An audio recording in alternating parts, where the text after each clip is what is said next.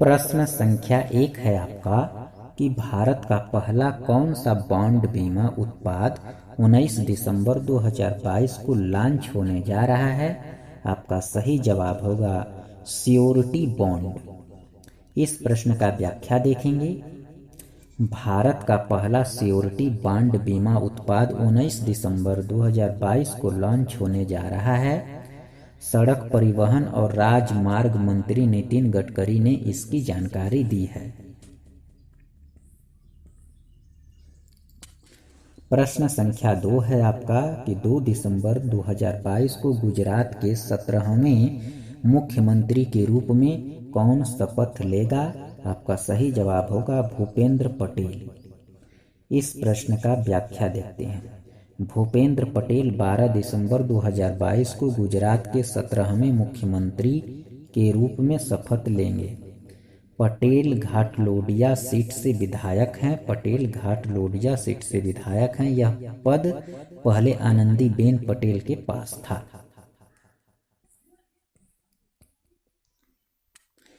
त्रिपुरा के मुख्यमंत्री माणिक साहा हैं और छत्तीसगढ़ के मुख्यमंत्री भूपेश बघेल और हिमाचल प्रदेश के मुख्यमंत्री जयराम ठाकुर। प्रश्न संख्या 3 है आपका कि डीना बोलुआर्ट ने किस देश की पहली महिला राष्ट्रपति बनकर इतिहास रचा है। आपका सही जवाब होगा पेरू। इस प्रश्न का व्याख्या देखते हैं। डीना बोलुआर्टे ने पेरू की पहली महिला राष्ट्रपति बनकर इतिहास रच दिया है। कांग्रेस द्वारा पूर्व राष्ट्रपति पेड्रो कैस्टिलो को अपदस्थ करने के बाद उन्हें नियुक्त किया गया था। वह 5 साल से कम समय में पेरू की छठी राष्ट्रपति हैं। प्रश्न संख्या 4 है आपका कि मिरेकल्स ऑफ फेस योगा पुस्तक के लेखक कौन हैं। आपका सही जवाब होगा मानसी गुलाटी। इस प्रश्न का व्याख्या देखते हैं। मनस्विनी की संस्थापक मानसी गुलाटी ने दिसंबर 2022 में अपनी पुस्तक मिरेकल्स ऑफ फेस योगा का विमोचन किया।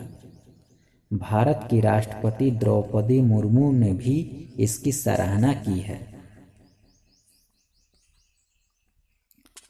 प्रश्न संख्या 5 है आपका कि कर्नाटक के मुख्यमंत्री ने 8 दिसंबर 2022 को आयुष्मान भारत आरोग्य कर्नाटक स्वास्थ्य बीमा कार्ड के वितरण के लिए एक अभियान शुरू किया।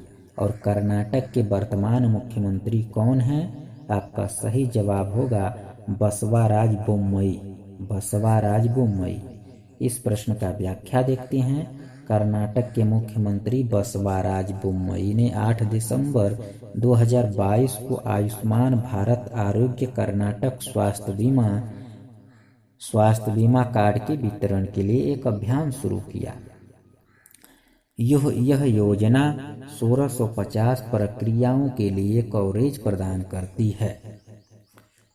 कर्नाटक का मुख्यमंत्री हैं कर्नाटक के मुख्यमंत्री हैं बसवराज बोम्मई।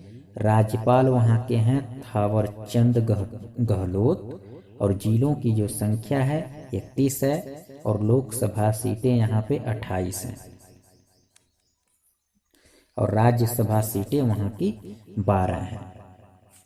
प्रश्न संख्या 6 है आपका कि किस वैज्ञानिक को यूनेस्को की एक कार्यक्रम unit the world academy of science की फेलोशिप से सम्मानित किया गया है। आपका सही जवाब होगा के.एस. रंगप्पा को। इस प्रश्न का व्याख्या देखते हैं कि मैसूर स्थित वैज्ञानिक के.एस. रंगप्पा को यूनेस्को की एक कार्यक्रम unit the world academy of sciences की फेलोशिप से सम्मानित किया गया है। संयुक्त राष्ट्र शैक्षिक वैज्ञानिक और सांस्कृतिक संगठन यूनेस्को, इसका मुख्यालय है पेरिस, फ्रांस। स्थापित कब हुआ था? 16 नवंबर 1945 को। महानिदेशक कौन है? Audrey Azoulay. प्रश्न संख्या 7 है आपका कि कौन सा शहर 8 से 10 जनवरी 2023 से 17वें प्रवासी भारतीय दिवस की मेजबानी करेगा?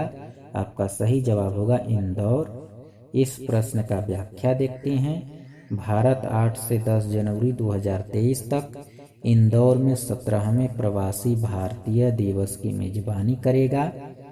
गुयाना सहकारी गणराज्य के राष्ट्रपति डॉक्टर मोहम्मद इरफान अली 17वें प्रवासी भारतीय दिवस में मुख्य अतिथि होंगे।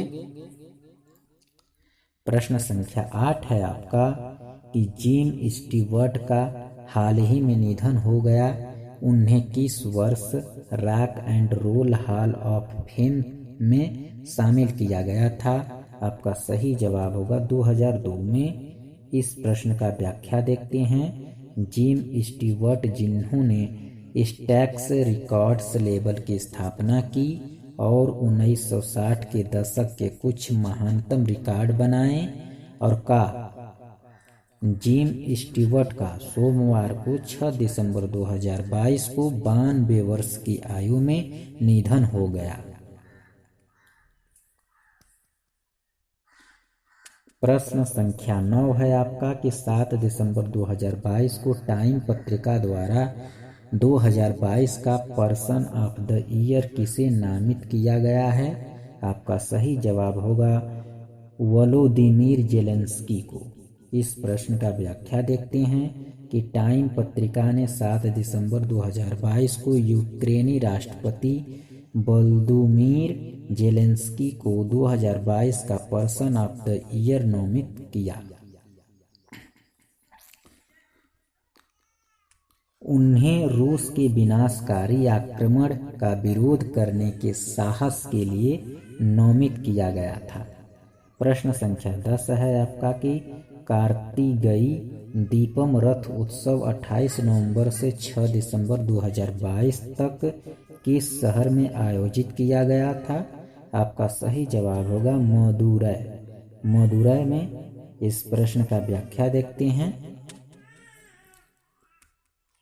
कि कार्तिकेय दीपम रथ उत्सव 28 नवंबर से 6 दिसंबर 2022 को मदुरै के तिरुपरंगुराम में आयोजित किया गया था और इस त्योहार का उल्लेख तमिलों के साहित्य अहन्ना नूरू जो कविताओं का संग्रह है उसमें मिलता है।